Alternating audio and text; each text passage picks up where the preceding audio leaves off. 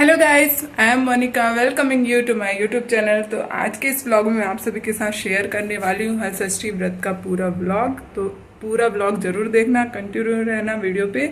और यहाँ पर मैं कर रही हूँ भगवान की साफ सफाई। तो ये कुछ मूर्तियाँ हैं मेरे पास जो कि जर्मन और कांसे में है और शिवलिंग है। तो उन सभी की मैं इस तरह से साफ सफाई करती हूँ साबुन से, ब्रश की हेल्प से। नया ब्रश लेती हूँ और नया साबुन, और इस तरह से साफ सफाई करती हूँ। तो यहाँ पर मंदिर की भी साफ़ सफाई मैंने कर ली है और इस तरह से सजाया है मंदिर को, बिल्कुल साफ़ सुथरा कर दिया है। और अभी मैं कुछ मूर्तियाँ बची हैं जिनकी मैं साफ़ सफाई कर रही हूँ। यहाँ पर रखते हैं जिनको। यहाँ पर जल भी भर के रख दिया है और थोड़ी बहुत तैयारी भी कर ली है, जैसे बेलपत्ते ले आना, भाजियों को इकट्ठा करना। सभी चीज़ों को मैं डिटेल में बताने वाली हूँ, तो बने रहिए वीडियो में और लास्ट तक के ज़रूर देखिए। सो गाइस, अभी तैयारी चल रही है, आप देख सकते हो। यहाँ पर थाली प्रिपेयर कर लिया है मैंने। और इस पूजा के लिए हम ये वाला चावल बनाते हैं जिसे बोलते हैं पछड़ चावल। सो अभी पापा खाना खाने के लिए आने वाले हैं ड्यूटी से, तो उनके लिए पहले खाना बना रही हूँ। यहाँ पर आलू की सब्जी बन चुकी है और यहाँ पर चावल बना रही हूँ। उसके बाद मैं प्रसाद बनाऊंगी। आपको इस व्रत के बारे में मैं पूरी जानकारी दूंगी, तो पूरा वीडियो जरूर देखना। यहाँ पर मिट्टी से मैं बना रही हूँ 2 नाव, जिसको वहाँ पर पूजा के लिए ले जाया जाता है। उस नाव में हम रखते हैं बाटी और भौरे, जो कि 6-6 संख्या में रहती है, 6-6 की संख्या में रहती है। और उसको बनाकर हम हाथों से ही तैयार करके मिट्टी का इस तरह ले जाते हैं। ऐसा कहा जाता है ये खिलौने हैं जो भगवान को चढ़ाया जाता है। तो गिल्ली डंडा बहुत कुछ बनाया जाता है, बट जैसा आपके पास टाइम हो उस तरह से आप बनाते हैं और लेके जाते हैं। तो ये हमारे छत्तीसगढ़ का प्रमुख त्योहारों में से एक है, जिसमें से हम इसे हर साल भाद्रपद के षष्ठी के दिन मनाते हैं। तो जैसे ही रक्षाबंधन आती है उसके 6 दिन बाद ये हलषष्ठी का व्रत आता है। इसमें हम इस तरह से पूजा करते हैं, जिसको पूरे डिटेल में मैं आपके साथ बताऊंगी। तो यहाँ पर हमारा खिलौना बनकर तैयार हो गया है। आप देख सकते हैं नाव बनाया है 2, और उसमें शिवलिंग बनाया है, माता पार्वती को बैठा है, और ये है भौरा और ये है बाटी। तो 6 बाटी और 6 भौरा बनाकर ले जाया जाता है और 2 नाव बनाया जाता है। यहाँ पर इस क्लिप में मैं कर रही हूँ प्रसाद बनाने की तैयारी। तो यहाँ पर जो घी है वो भैंस की घी हम यूज़ करते हैं। इस पूजा में कभी भी गाय का कोई भी सामान का उपयोग नहीं किया जाता है, पूरी तरह से भैंस का। और जो भी खेतों में उगते हैं वो चावल और सामानों का, जो भी फसल होती है वैसे सामान का बिल्कुल भी उपयोग नहीं होता है।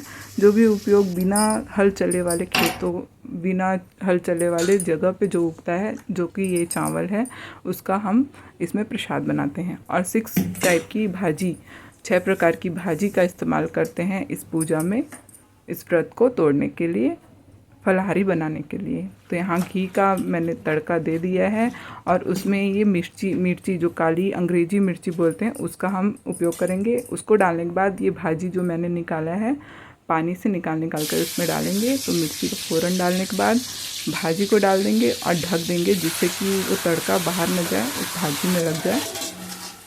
तो इस तरह से आपको पूरा भाजी डाल देना है और बनाना है चम्मच से, इस तरह चलाते हुए। चम्मच के साथ साथ ही इसमें एक लकड़ी भी दी रहती है, एक दातुन के लिए, एक इस तरह से। इसे खम्हार पेड़ की लकड़ी बोलते हैं। तो इससे भी इसे सब्जी को चलाने के लिए, चावल को चलाने के लिए इस तरह चम्मच बनाने के लिए दिया जाता है। अगर इससे आपको नहीं बनता है तो आप जो रेगुलर चम्मच यूज़ करते हो उससे यूज़ करके आप बना सकते हो।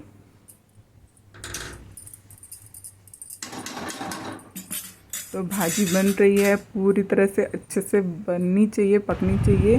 पानी सूखते तक पकाना है आपको। और यहाँ पर थोड़ी बहुत तैयारी फिर से कर ली है मैंने, जैसे कि बेलपत्री इकट्ठा करना और दूध, दही, ये सारी चीज़ें जो भी शिवलिंग में चढ़ाते हैं वैसा ही इसमें भी सामान लेके जाते हैं। बेलपत्ता, फूल, टीका, सभी चीज़ों को। और ये लाई का प्रसाद और 6 प्रकार की दलहने, इसको भी प्रसाद के रूप में दोने में भरकर चढ़ाते हैं।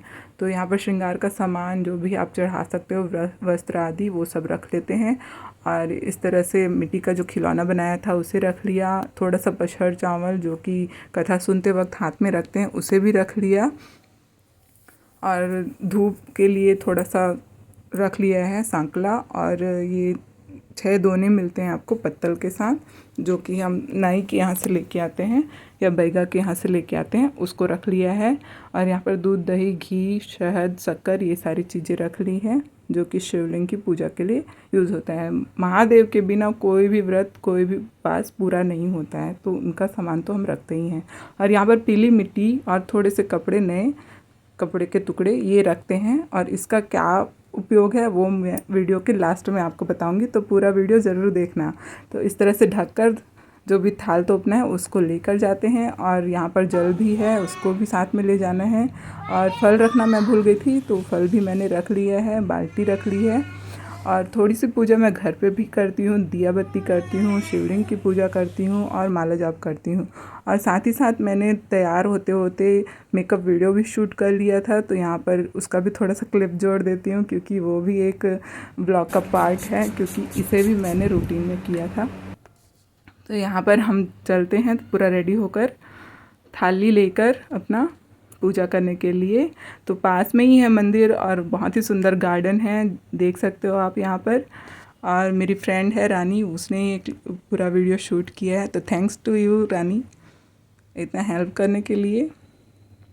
तो यहाँ पर हम आ गए हैं पूजा करने के लिए। और आप देख सकते हो यहाँ पर हल षष्ठी का व्रत हम इस तरह से करते हैं। यहाँ पर 2 गड्ढे बने हुए होते हैं जो कि बीच से कनेक्टेड रहते हैं।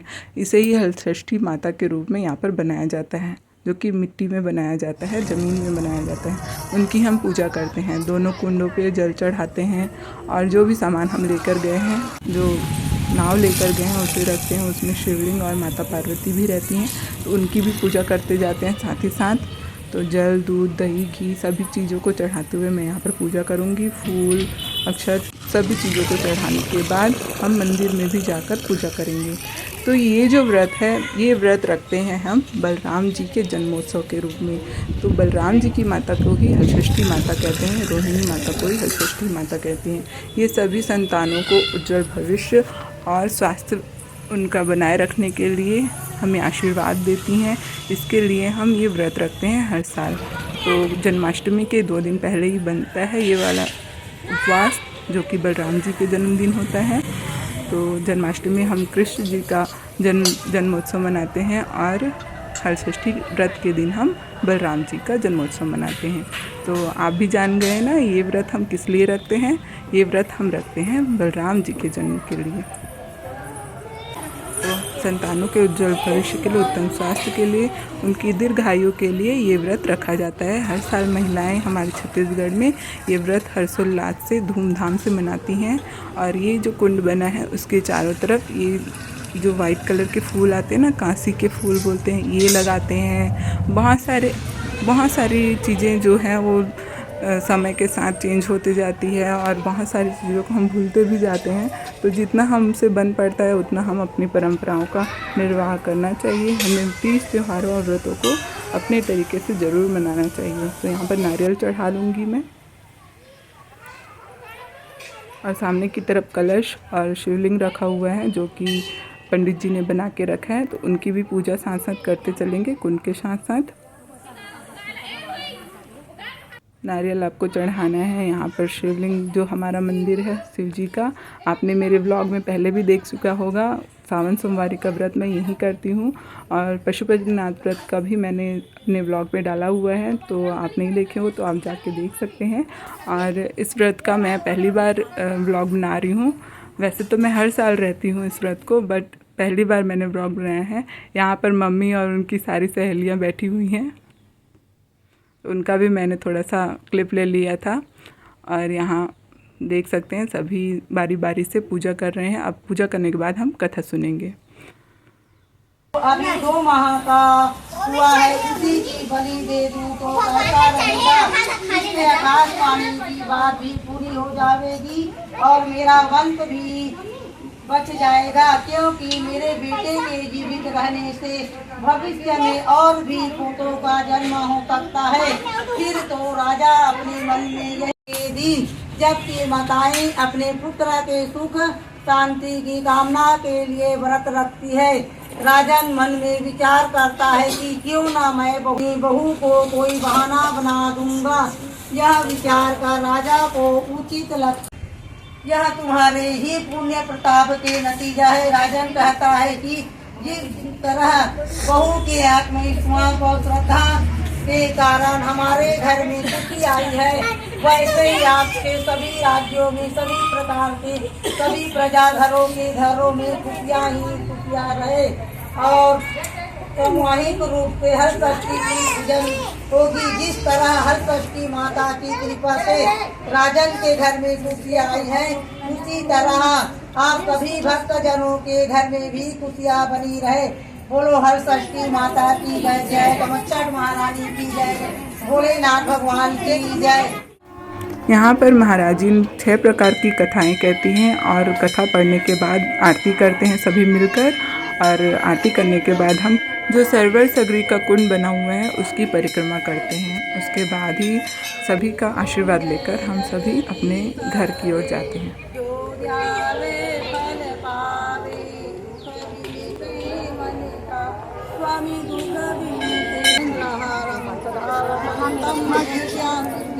भवं भवानी सहितं नमामि, भवं भवानी सहितं नमामि। प्रेम से बोलो हर षष्ठी माता की जय।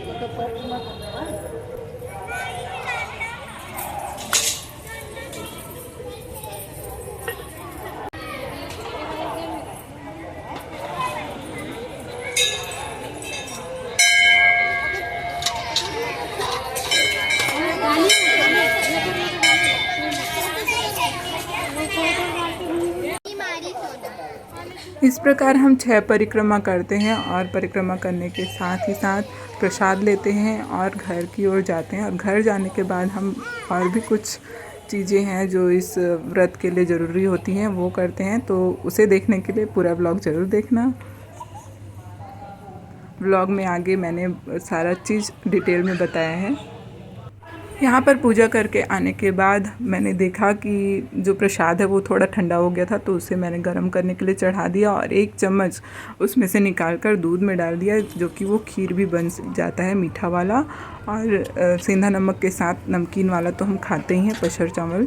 और साथ ही साथ ये हम देते हैं 6 पत्तों में जो भी चिड़ियाँ हैं, गायें हैं, उन सभी के लिए, जीव जंतुओं के लिए हम इस तरह से पहले अपना प्रसाद का एक भाग निकालते हैं। उसके बाद हम ये दही जो कि भैंस की होती है और चावल और भाजी ये हम खाते हैं। तो बहुत ही टेस्टी लगता है ये प्रसाद। और मैं बचपन से मम्मी लोग को देखते हुए आती थी और अब मैं भी खाती हूँ, मुझे तो बहुत ही टेस्टी लगता है।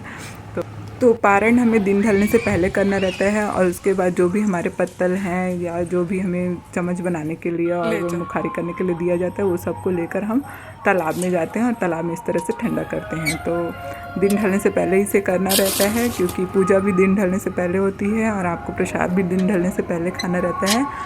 कुंड के पास जो शिवलिंग और माता जी का रखा रहता है वो सभी चीज़ों को यहाँ पर विसर्जन करने के लिए लाया जाता है। विसर्जन करने के बाद सभी फ़ोटोग्राफ्स खिंचाते हैं और इस तरह से हम तालाब में थोड़ा रेस्ट करके हम अपने घर की तरफ जाते हैं। तो यहाँ पर वो पिक्चर्स मैं लगा दूँगी जो दीदी लोग के साथ मैंने खिंचाई थी। तो यहाँ पर ये सारे हमारे कॉलोनी के दीदी हैं, तो इनके साथ मैंने फ़ोटो खिंचवाया और उसके बाद हम घर की तरफ चले। चाची जी भी आई थी जो लास्ट वीक में है। और हम घर जाने के बाद ये जो रिचुअल है वो ज़रूरी है, तो दोनों बच्चों के साथ मैंने किया था, पर शूट में धैर्य के साथ ही कर पाई। इस तरह मिट्टी वाले कपड़े से हम बच्चे के पीठ में 6 बार थपथपाते हैं, जिससे कि इसे आशीर्वाद के रूप में मानते हैं और बच्चे अपनी मम्मी का आशीर्वाद लेते हैं। तो ये था छोटा सा रिचुअल जो हलषष्ठी पूजा के सबसे लास्ट का रिचुअल है। तो आपने देखा इस व्रत में, आपने देखा बहुत सारे अलग अलग तरह से छोटे छोटे रीति रिवाज हैं जिनको मैंने इस व्लॉग में आप तक पहुंचाने की कोशिश की है। होप आप सभी को ये व्लॉग बहुत पसंद आया होगा। अगर पसंद आया है तो आपको क्या करना है, आपको करना है लाइक, शेयर और सब्सक्राइब मेरे चैनल को। तो मिलती है इसी तरह के नेक्स्ट व्लॉग में, तब तक के लिए बाय।